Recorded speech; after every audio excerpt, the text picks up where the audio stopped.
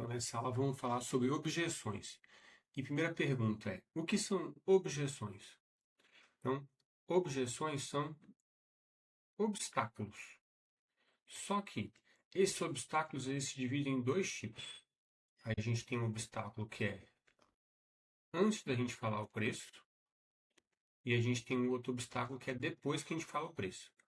O obstáculo que vem depois que a gente fala o preço, a gente chama esse obstáculo de objeção.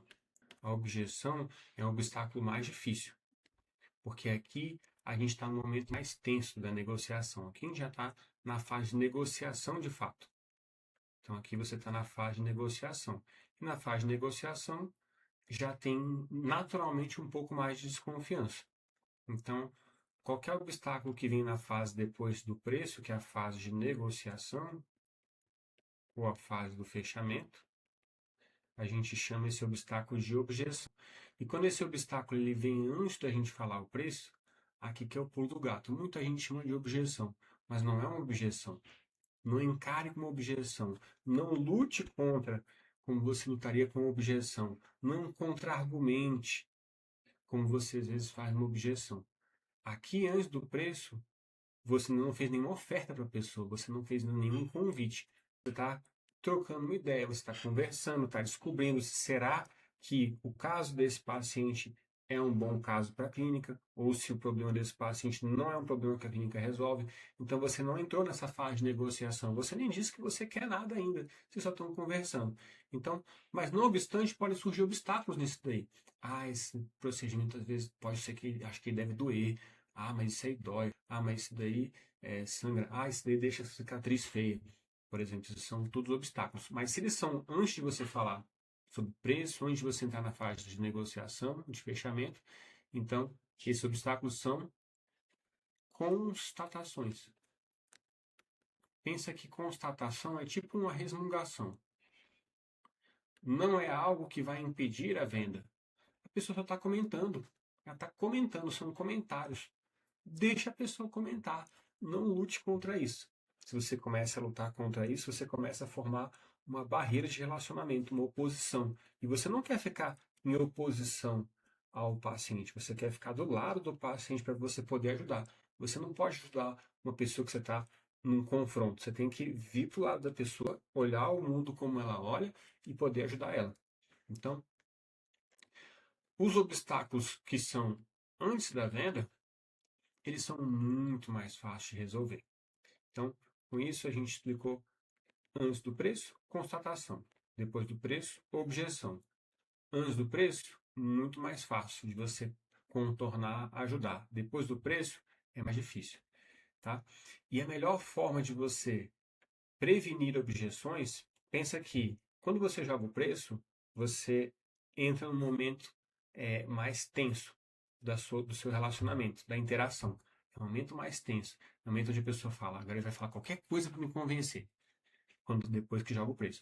Antes do preço, não. Antes do preço, a sua postura é uma postura de qualificação. Você está qualificando se essa pessoa ela vai ser beneficiada do que a clínica tem a oferecer. Você está qualificando para ver se esse caso o doutor pega. Às vezes o doutor não pega o seu caso. Não. Ah, você fuma. Ah, e o doutor não opera essa pessoa que esteja fumando. Tem que estar pelo menos 8 semanas sem fumar. 2 meses sem fumar. Como está fumando, entendeu? Então a sua moral, a sua autoridade, a sua confiança antes do preço, ela é muito maior do que depois que joga o preço. Porque depois que joga o preço, a pessoa fala, nossa, agora vai vir entrar aquela fase de insistência para compra. Então, a sua missão é você aumentar ao máximo a consciência, o copo da consciência da pessoa, antes de entrar no preço. Você tem que acertar o timing disso. Como é que acertar o timing? Você vai sentir, conforme que a pessoa vai te conversando e vai te explicando, e vocês vão interagindo, você vai entendendo quanto que a pessoa já entendeu, quanto que ela entende o que a sua clínica oferece, o quanto que ela sente a dor que ela precisa, o desconforto que ela está vivendo, que ela precisa mexer. Então, quando chega no momento em que você sente, cara, essa pessoa que está pronta, aí você vai entrar na fase de negociação. Antes disso, não entre nessa fase. E para você entrar nessa fase, a melhor forma que você pode fazer de negociação, né, para você contornar, né, essa pessoa, todas as objeções que ela vai ter, Em vez de você dar respostas prontas, você faz boas perguntas. Então, pensa, ao invés de você... Pensa, por exemplo, uma pessoa que tenha que fazer uma cirurgia, vamos colocar, uma pessoa que tem que fazer uma gastrostomia. Se você não sabe, a gastrostomia, pensa uma pessoa que tem um câncer de esôfago, né, o esôfago para onde desce a comida, e esse câncer ele alastrou, não passa a comida. Essa pessoa vai ter que fazer um procedimento cirúrgico que vai passar a comida direto pelo estômago. Ela não vai sentir gosto da comida, ela vai perder toda essa. Vai ter uma cicatriz, às vezes, né?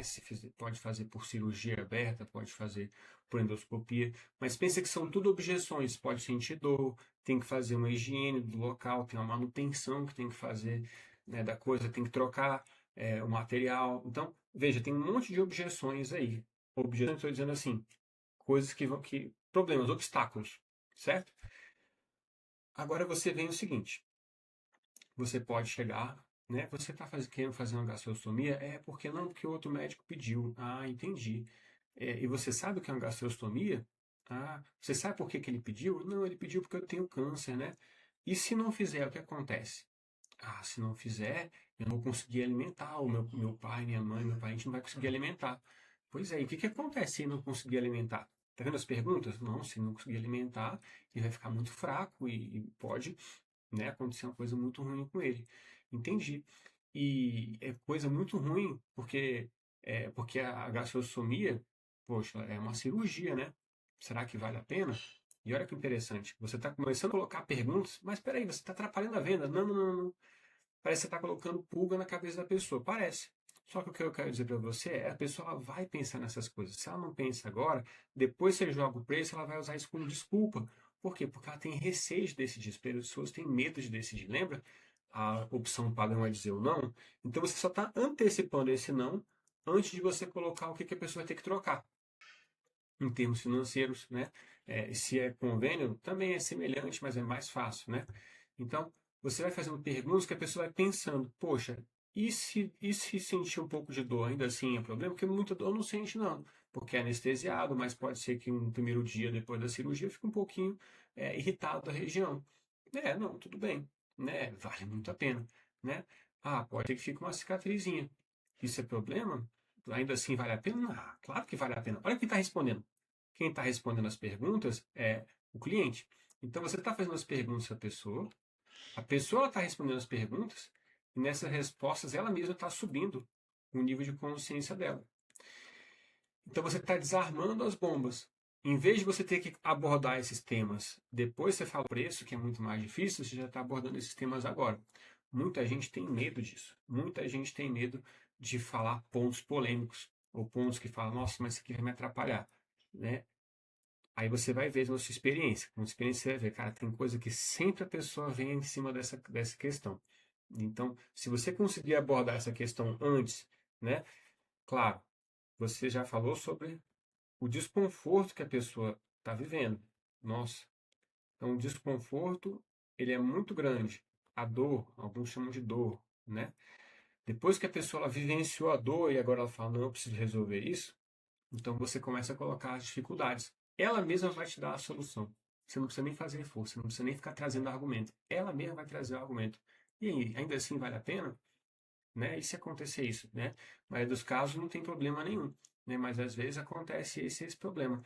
É uma coisa ética de se fazer, porque você está. Lembra, o seu papel é ajudar, não é vender. A venda é uma consequência, mas a sua função é ajudar. E se você está ajudando a pessoa a ver, por exemplo, a pessoa quer perder peso. Poxa, mas para perder peso, você tem que passar pelo desconforto, não dá para poder comer qualquer coisa que gosta, na quantidade sem regra, né? Vai ter que fazer atividade física, vai ter que cuidar do sono. São coisas que a pessoa são desconfortos. Ainda assim vale a pena, né? Mas depois que você colocou a comparação com a dor, e a pessoa não vale a pena, vale a pena. Então tá bom, né? E olha, tem um preço, tem um custo, né?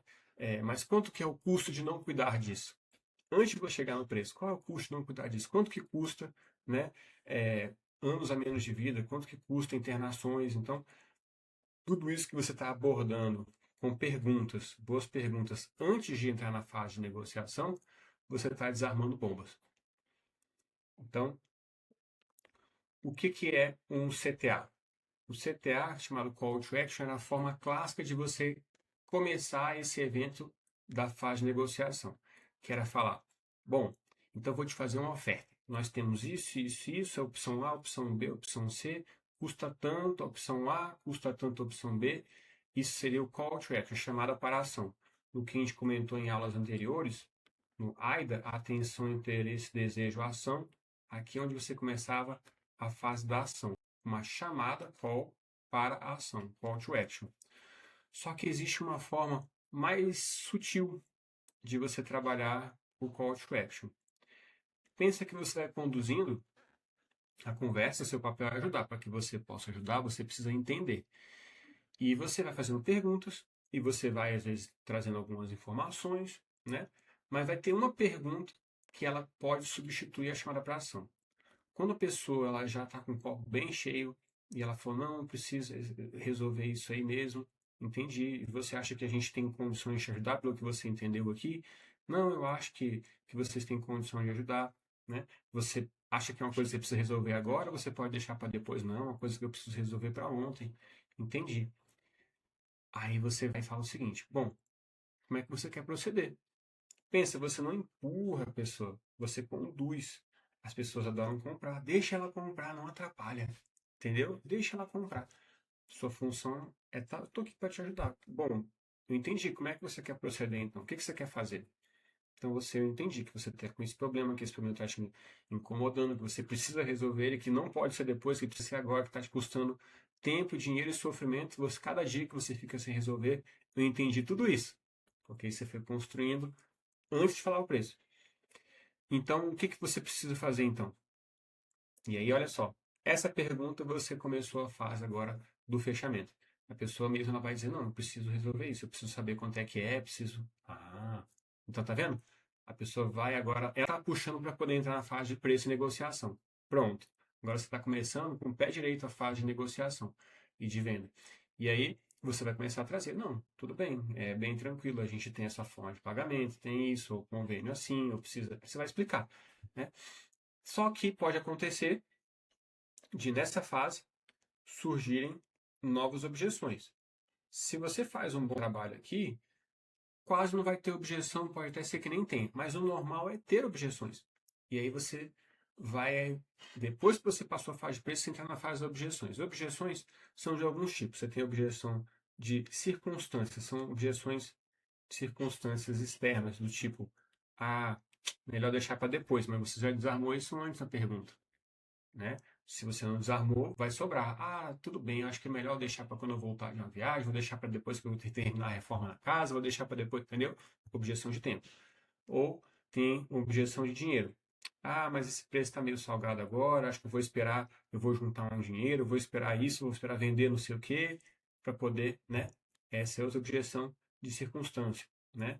Ou acho que esse produto aqui ele não vai funcionar, essa forma, essa máquina, acho que não vai, essa forma de fazer para mim não vai funcionar por motivo XYZ. Eu tenho que vir na clínica para receber o tratamento, passar pela fisioterapia, eu tenho que ir na clínica para passar pela sessão, para mim é difícil estacionar, é difícil o transporte. Então, são circunstâncias externas, tá? Existem outras circunstâncias que são circunstâncias que dependem de outras pessoas. Por exemplo, depende de um cônjuge, então o marido, depende da esposa, né? Ou a pessoa já passou por outros profissionais, outras clínicas e não teve um bom resultado. É uma questão de outras pessoas. Se você conseguiu conduzir isso bem antes, essa objeção não vai chegar. Você vai ter abordado ela antes. Mas se não, ela vai chegar e você vai ter que trabalhar com algumas técnicas o fechamento dessas objeções. A gente deve também lançar aí um mini curso de contorno de objeções, é muito conteúdo, né? Mas são obstáculos que vão surgir, que podem surgir, que você pode precisar contornar, né? E você tem a objeção na categoria da pessoa mesmo. A pessoa fala, não, não é nada com você. É só porque eu não gosto de tomar decisão em cima da hora, apressada, eu gosto de analisar antes, né? Ou eu não gosto dessa forma, eu prefiro. Então, preferência da pessoa, né? São coisas pessoais. Então, isso é uma categoria de objeção também. E a ideia é a seguinte: espere que Se você faz um bom trabalho antes, vai ter menos objeções depois, mas as objeções elas são tipo cascas de uma cebola, você tem que ir descascando, entendeu? Tipo debulhar um milho. Você quebra uma casca, geralmente uma circunstância de tempo, aí a pessoa vai e traz uma circunstância de dinheiro. Tá bom, o dinheiro é um dinheiro aceitável para mim, realmente, né? Mas eu tenho que falar com meu marido, tá? Seu marido seria contra ele em outras situações que você precisou e você fez compras assim, ele foi contra, né? Ou ele sabe que você está passando por essa dor, por esse problema, ele seria contra, ele, né? Ou ele costuma te apoiar. Então, é, você vai descascando essas cebolas, essas cascas da cebola, né? Até entrar na questão da pessoa mesmo, que pode acontecer ou não, mas pense que quando você descasca todas as cebolas, né? Você sempre volta. Então, vamos fechar? Então, vamos começar? Né? Então, o que você precisa fazer? Então, o que você quer fazer então? Então, é, essas são as categorias de objeção, tá? E você não precisa necessariamente vencer todas as objeções para vender. Pessoas, em outras palavras, é o seguinte: pessoas compram mesmo tendo objeções. Tá, eu acho que o preço de vocês é um preço meio puxado, mas mesmo assim eu vou comprar. Vocês não são baratos, não, mas eu gostei disso, eu gostei daquilo. Ah, normalmente eu tenho que falar com meu marido, com a minha esposa antes mesmo de decidir, mas melhor pedir desculpa do que pedir permissão. É melhor fazer logo isso aí, porque depois eu vou estar com a cabeça em outro lugar e aí vai acabar não saindo a coisa. Vê que aqui a pessoa está usando o córtex dela, aquela região do cérebro que é racional, para justificar uma ação. A objeção está lá, né? O obstáculo está lá, mas a pessoa vai fazer mesmo assim. Então, só para você não precisa, pensa assim, ó, que é muito comum o vendedor ele ficar triste quando ele vê uma objeção, ele fica, putz, entendeu? Porque não existe nada perfeito, pessoal. Não existe nenhuma, pensa que é um quebra-cabeça, né? Não tem nenhuma solução que encaixe perfeitamente. Você tem uma outra peça que ela encaixa aqui assim, ó, ela não é perfeita, entendeu? Mas ela vai resolver o problema apesar de não ser perfeita.